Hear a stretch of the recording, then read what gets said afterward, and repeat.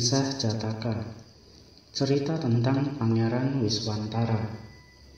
Pada zaman dahulu kala, di sebuah kota Jatutara terdapatlah sebuah kerajaan Siwirata.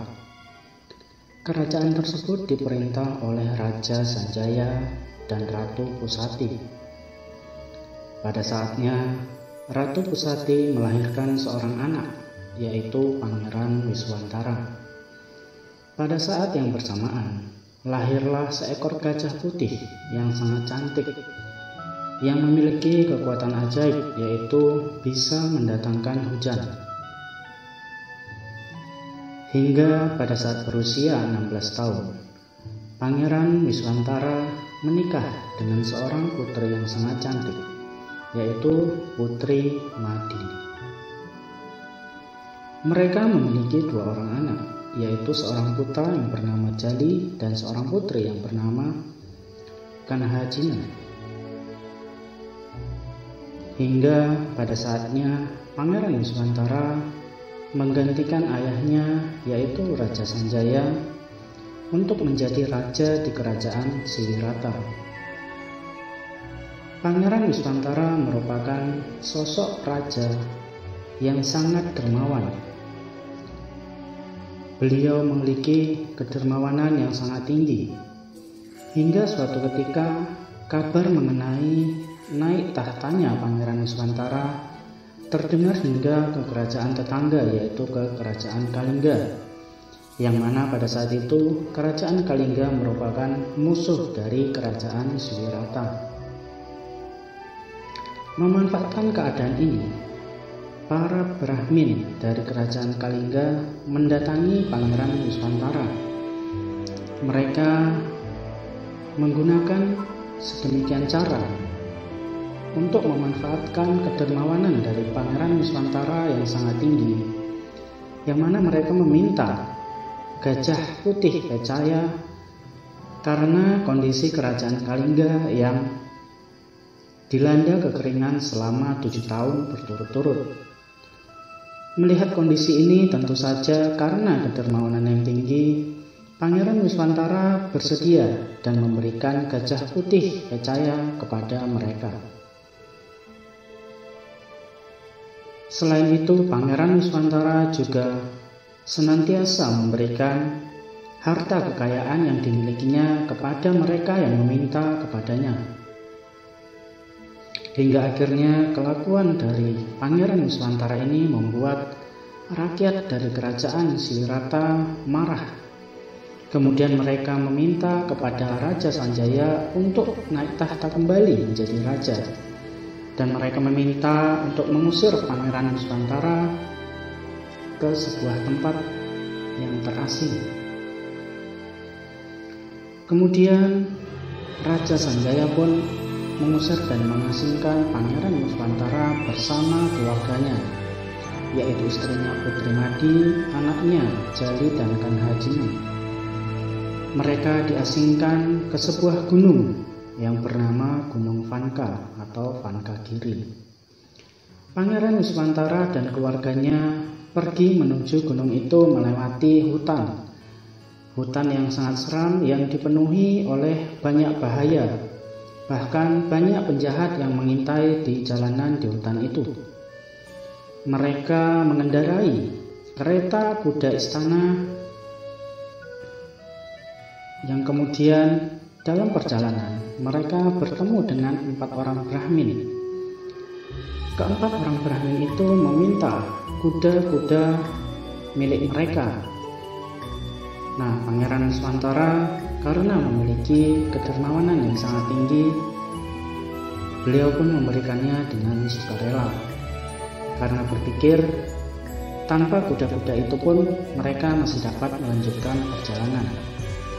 Nah, karena tingkat jasa kebajikan yang Pangeran Wiswantara kumpulkan di masa kehidupan lampau, maka seketika itu muncul rusa-rusa emas yang merupakan jelmaan para dewa yang kemudian membawa kereta kencana itu.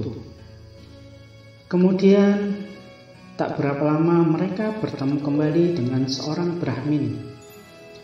Brahmin tersebut meminta kereta kencana dari Pangeran Wiswantara. Pangeran Wiswantara pun karena kedermawanannya yang sangat tinggi memberikan kereta kencana itu kepada Brahmin tersebut, karena dia berpikir dia masih dapat melanjutkan perjalanan dengan berjalan kaki. Yang kemudian Pangeran Wiswantara bersama keluarganya melanjutkan perjalanan dengan berjalan kaki. Walaupun kondisi hutan itu sangat berbahaya dan sangat mengerikan, namun perjalanan mereka tetap aman berkat jasa kebajikan yang telah dikumpulkan di kehidupan lampau. Hingga akhirnya mereka sampai di daerah pegunungan di Gunung Panka, yang mana di sana terdapat 2 buah rumah yang disediakan oleh para dewa. Rumah satu diisi dan ditinggali oleh Pangeran Wiswantara sendiri, sedangkan rumah lainnya diisi dan ditinggali oleh istrinya Putri Mati dan kedua anaknya. Mereka tinggal di sana selama masa pengasingan, yaitu selama 7 bulan. Di tempat lain, di sebuah desa Warnasi, hiduplah seorang Brahmin yang sangat serakah yang bernama Jujaka. Suatu hari, rumah milik Jujaka terbakar. Kemungkinan hal ini disebabkan akibat timbunan karma buruk yang dilakukannya di kehidupan lampau. Jujaka merupakan seorang rentenir. Kemudian dia pergi ke Gunung Panka untuk menagih hutang ke keluarga yang memiliki ataupun meminjam uang darinya. Ternyata keluarga tersebut tidak memiliki uang untuk membayar hutang mereka. Lalu Jujaka meminta anak mereka, yaitu Amitata, untuk dijadikannya sebagai seorang istri. Amitata adalah seorang istri yang sangat taat kepada suaminya. Amitata mengetahui apa yang hendak dilakukan oleh seorang istri kepada suaminya sebagai istri yang baik. Hingga suatu ketika Jujaka mendengar kabar bahwa di Gunung Panka tersebut tinggal putra mahkota dari kerajaan Siwirata, yaitu Pangeran Wiswantara. Jujaka kemudian pergi mengunjungi tempat tinggal mereka dan bersembunyi, menunggu saat yang tepat untuk melakukan tipu muslihatnya. Nah, di sini Jujaka berniat untuk meminta kedua anak dari Pangeran Wiswantara. Jujaka mengerti bahwa Pangeran Wiswantara memiliki kedermawanan yang sangat tinggi, sehingga dia merencanakan tipu muslihat agar Pangeran Wiswantara bersedia memberikan kedua anaknya. Saat yang ditunggu-tunggu pun tiba. Saat itu Putri Madi sedang pergi untuk mencari makanan. Kemudian Jujaka segera pergi menemui Pangeran Wiswantara. Jujaka menyampaikan keinginannya untuk meminta kedua anak dari Pangeran Wiswantara. Pangeran Wiswantara pun memberikan kedua anaknya dengan sukarela kepada Jujaka. Nah, saat kembali, Putri Madi merasa terkejut dan ketakutan karena mencari kedua anaknya dan tidak diketemukannya. Lalu ketika ia mengetahui bahwa kedua anaknya telah diberikan Pangeran Wiswantara kepada Jujaka, Putri Madi seketika itu menjadi pingsan.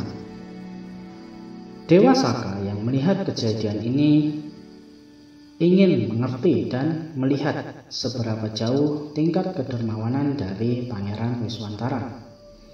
Kemudian Dewa Saka merubah dirinya menjadi seorang Brahmin dan menemui Pangeran Wiswantara untuk meminta istrinya, yaitu Putri Madi. Pangeran Wiswantara pun seketika itu tanpa berpikir panjang dengan sukarela memberikan istrinya Putri Madi kepada Brahmin tersebut. Melihat tingkat kedermawanan Pangeran Wiswantara yang begitu tinggi, Dewa Saka kemudian merubah wujud kembali ke wujud aslinya dan mengembalikan istrinya, yaitu Putri Madi, kepada Pangeran Wiswantara. Pada saat itu bumi bergetar dengan hebat timbul gempa bumi yang dahsyat akibat menyaksikan tingkat kedermawanan dari Pangeran Wiswantara yang sangat tinggi tersebut.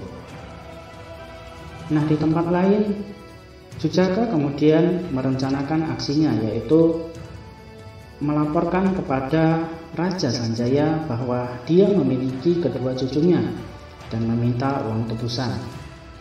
Raja Sanjaya yang mengetahui hal ini lalu kemudian memberikan tebusan ataupun harta yang diminta oleh Jujaka.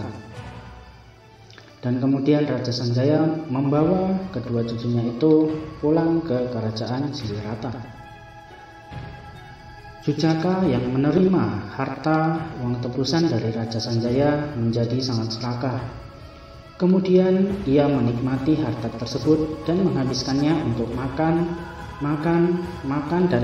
hingga akhirnya perutnya meletus dan terakhir kemudian Jujaka terlahir ke alam neraka. Setelah masa pengasingan berakhir, Pangeran Wiswantara kembali ke Jejutara dan menjadi raja di kerajaan Siliwrata. Sekembalinya Pangeran Wiswantara di kerajaan Siliwrata, pada saat itu timbul hujan permata yang diciptakan oleh Dewa Saka. Hal ini membuat rakyat merasa gembira. Maksud dari Dewa Saka memberikan hujan permata adalah agar bila mana suatu ketika ada orang yang meminta pertolongan dari Pangeran Wiswantara, maka Pangeran Wiswantara bisa membantu orang tersebut. Pada saat itu pula Kerajaan Kalingga kembali datang ke Kerajaan Siliwrata. Mereka secara sopan mengembalikan Gajah Putih Pecaya ke Kerajaan Siliwrata karena kondisi Kerajaan Kalingga telah pulih karena tidak lagi dilanda oleh kekeringan dan hujan terjadi secara terus-menerus. Gajah Putih Pecaya pun merasa bahagia karena kembali ke Kerajaan Siliwrata. Kerajaan Siliwrata pun menjadi sebuah kerajaan yang makmur dan rakyatnya hidup dengan bahagia. Hingga pada saatnya Pangeran Wiswantara meninggal dunia dan kemudian terlahir di alam surga Dusita untuk menunggu waktu yang tepat terlahir sebagai Siddhartha Gautama dan kemudian menjadi seorang Buddha. Nah, cerita tentang kehidupan Pangeran Wiswantara merupakan contoh dari Atidana yang merupakan salah satu bentuk dana yang hanya dapat dilakukan oleh orang suci, termasuk Bodhisattva. Karena Atidana sendiri berarti bahwa